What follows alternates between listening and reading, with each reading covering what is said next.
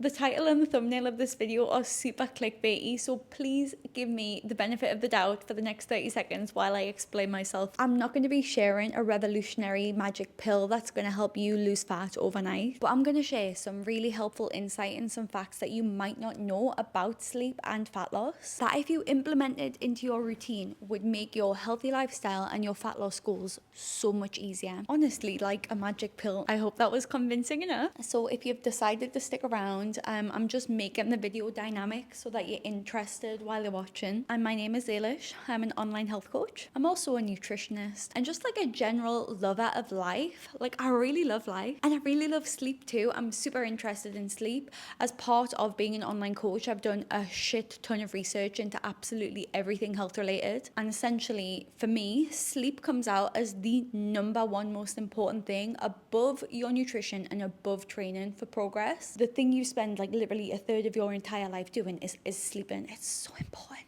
By the way, if you're interested in learning about health, fitness and wellness and you wanting to become your happiest, healthiest self, then you should probably subscribe right now, because I'm going to be sharing a load of content every single week that's going to help you become that and achieve that. So like, I did mention that sleep is the thing that your body does the most of, like it's the thing that you do for the longest time in life. And during sleep, this is where your body does all of its rest and recovery. And one thing that happens when your sleep isn't sufficient is that your body can't recover adequately. Your muscles can't recover and your hormone levels can't recover adequately either. And if your hormones aren't recovering adequately, this can impact your ghrelin and your leptin levels. Your ghrelin is your hunger hormone and your leptin is your satiety hormone. So if your body isn't regulated and your body can't regulate its own levels of ghrelin and leptin, you could be waking up with higher levels of hunger from more ghrelin because it hasn't been metabolized during your sleep, and you may not have enough leptin to feel satiated. So one example of not getting sufficient sleep means that you're not going to be able to regulate your body, your hormones correctly, which is going to lead to you finding it harder to be in a calorie deficit because you're hungrier and you're less satisfied. And like I said, your muscles are recovering while they sleep. So if you don't sleep, then your muscles don't recover, then you don't make progress, and then you're going to really struggle. So now we're going to talk about the habits that you need to introduce into your schedule to maximize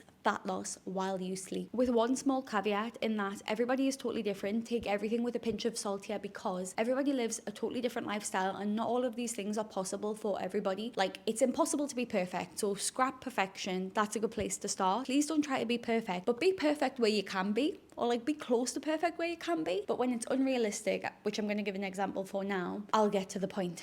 Number one, optimize your evening meal. Having a balanced evening meal of carbs, fats, proteins and produce is going to be the perfect way to just nourish your body before you go to sleep. It would be preferential to have more fats before bed than carbs, and have your carbs earlier in the day, as that is the most efficient way to fuel your body. Carbs can be used for energy during the day, and fats are just a better, slower burning energy source overnight. And if you can, try and eat 3 hours before you go to sleep. This is where it might not be realistic for everybody depending on the shifts you work, but your body can't sleep and digest food at the same time. So if you have your dinner right before you go to bed, you are literally damaging your sleep quality, because your body is going to want to digest the food before it can get into a restful sleep. Right, you're going to hate us for habit number 2, but that is to improve your evening routine and your morning routine. If you don't have a consistent bedtime and wake up time every single day, and you just kind of drag yourself to bed after watching the TV and then scroll on your phone until you fall asleep, then I'm here to tell you that your sleep quality is being damaged. It's not optimized, and it might be making your fat loss harder. And I do just want to caveat again that this isn't going to be possible for everybody to have a consistent sleep routine and wake up routine time, and that is okay. Again, it's just doing what you can where you can. And when you're healthy, it's a heck of a lot easier to lose fat, because when you're healthy, your body is functioning normally and it can be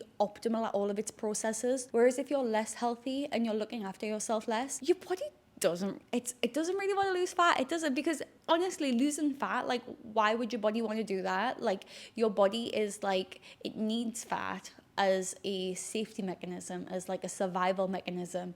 So when it's not functioning optimally, it almost wants that extra kind of like safety cushion of energy. So evening routine, morning routine, this means trying to be consistent, creating a calm routine, trying to kind of limit screen time before bed. And this is really hard in this day and age. I could maybe recommend setting an alarm to go off 60 minutes before bed. Put your phone away at that time. Go in the shower and put a candle on. So have all of your big lights turned off. Turn off all the big lights. Put a candle on. So it's very dark, very serene, very calm. Put on some kind of boring music that you don't love. For me, that's kind of like coffee shop acoustic covers. Don't like that. It's quite boring, which is good because it makes you sleepy. So sleepy environment, calm, relaxing, read before bed. That kind of evening routine is gonna make you sleep so freaking good. Like you're gonna be out like a light. You're never gonna have had such a heavy sleep in your life if you adopt some kind of evening routine like that. And if 60 minutes is impossible, 30 minutes, 15 minutes, but basically instead of just going from zombie in front of the TV to zombie in front of your phone to zombie in bed, then just try and create a calm, relaxing evening routine. Again, this isn't possible for everybody. I'm just saying what is optimal, and you can take from this one or two things. I definitely don't do all of these things, because just like I'm an actual normal human being. So the next habit we're going to talk about is exercise. You're probably exercising anyway if you're trying to lose weight, but I've got a sneaky little fact here, and that is if you exercise in the evening, especially if it's kind of high intensity, involves a lot of cardio, that's going to wake you up. That's going to send signals to your body to be active, to be on high alert. So if you're exercising in the evening, that is not really going to be the best way to kind of sleep. It's not going to be the most optimal way to sleep.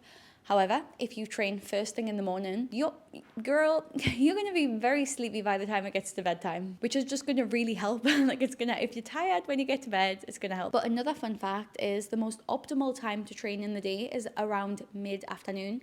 So some athletes in the Olympics do like having their event mid-afternoon because it's where like your physical body, like all of your hormone levels, how everything changes throughout the day.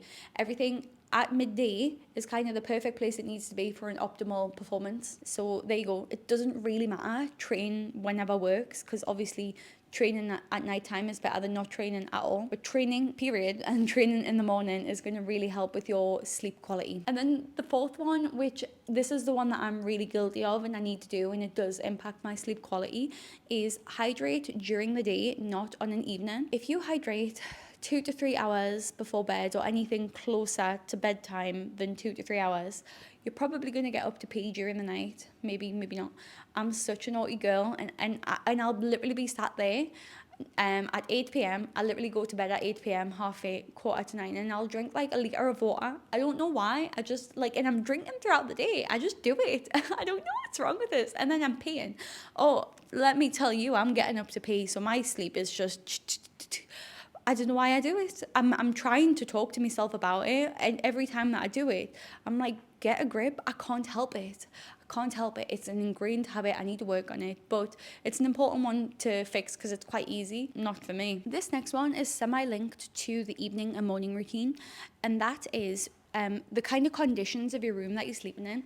It's easier to sleep when you are cold. So if you can somehow, I'm just getting comfy here, if you can somehow make the room cool, keep the windows open, have a fan, have some air conditioning, that is going to be really good. We sleep a lot better in the cold if we're nice and wrapped up. And the other thing is to minimize light. So by having an eye mask, these things are so helpful because there's really interestingly, I literally love sleep. I've got so many fun random facts, not even related to fat loss, just like in my brain. But we have photosensitive receptors in our skin. So like not even just in our eyes, in our skin. And if daylight or any light touches those receptors in our skin, I'm talking like literally it could be your back, it could be your leg, that sends a signal to your body to wake up because it's like, oh my God, it's daytime. So if you've got lights on in the room, if there's lights coming in through the window, like that is sending signals to your brain that you should be awake. So this is why it's really important to have blackout blinds, to have a cold room, to maybe wear an eye mask as well, because it's going to kind of just get rid of all of those little things, like the 1% each. When they add up and you do everything, that's a 5 to 10% improvement on your sleep, which when you think about it is huge. That's say for example, the improvement of quality is almost like add in an extra 10% of the time you sleep on for. So if that's like 10% of 7 hours and you're going to try and make us do maths, that's 42 minutes. So that's like having 42 minutes more sleep. Would you complain at having 42 minutes more sleep? And then the other fun fact is actually 8 hours is the bare minimum. So I don't know why I used 7 there. I think it's just because we're all naughty girls and boys who don't sleep 8 hours. But generally, as a rule of thumb, to summarize everything, 8 hours is what you need, period. Straight up, 8 hours minimum. Do you know what? I don't have a lot of battery left. I'm going to have to be quick, but you probably noticed this in the background. Jake got us a sleeping bag for camping. This is really funny because we're going to go camping a lot more now this winter. And I asked for a sleeping bag because I get really cold. I'm such a cold person. That's why I'm in the house right now, like in a big jumper, because... So this is sleep related because last time I went camping, we just took a duvet and like I was cold. I could feel there was a draft at my back. So I was just like, what I need to be is like a little cocoon so that I'm nice and warm and like I can sleep really nicely and well. Now I'm in my little sleep cocoon. We can go on to the last one. Plan and prepare and just basically design your environment. So this is kind of an amalgamation of a lot of them, but it's a case of meal prepping and getting your clothes out the night before and all of those little things that are going to improve the quality of your sleep because your subconscious feels at peace because it knows when it wakes up, your breakfast is in the fridge, your clothes are where they need to be, your bag is packed for work, and it also increases the likelihood that you follow through with your habits, your gym sessions, your plans, because you don't really have any excuse. Whereas if you wake up and you've got to make breakfast and you've got to get your clothes out, you're going to have an argument in your brain and be like, right, okay, what am I wearing today? What am I eating today? It's going to take more time. And then you'll look at the clock and you'll be like, I don't really have the time to eat and go to the gym. It's going to be such a key integral part of your fat loss routine. It's going to help you lose fat overnight. So before this camera dies, let's quickly summarize. Making sure we don't eat too close to bedtime means that our body can fully digest everything so that when it gets to sleep, it can recover adequately. When it recovers adequately, your muscles are going to recover, so that's going to improve your workouts. It's going to make the progress you've already made come to fruition. It's going to make sure that your hormones are regulated so that your hunger levels are regulated. You're planning and preparing so that you can go to sleep with peace of mind for a nice deep sleep. You're going to have a deep sleep because the windows are going to be covered. It's going to be cold in your room. You're going to be nice and cozy. You're going to have a little eye mask on. That deep sleep means that you're going to be fully rested. You're going to be in a good mood. You're going to get up and then everything's already prepared for you in the morning. So you can just pop your clothes on, eat the breakfast you made, get out the house, train in the morning so that you can sleep well and you're tired by the nighttime. In the nighttime, you're going to be having a gorgeous evening routine where you get rid of the any bright lights around 60 to 30 minutes before you go to bed. Ideally, it's closer to 90 minutes, but like I'm not going to push you too hard here. And doing all of these things is going to improve your health. It's going to improve your mindset. It's going to make losing fat so much easier. And it's essentially how to lose fat overnight and how to maximize your body's metabolism and your body's optimal functioning overnight to see more progress, to see results. I hope that you love sleep as much as me, and I hope you enjoyed this video. If you did, please like, please comment, please give us some feedback. I'd love it. The camera is about to die. I literally feel I'm in my YouTube era right now. Sorry guys, camera's gonna die. Oh God, have a gorgeous rest of the week. I've loved chatting with you today. Yeah, have a great one. See you soon. Bye.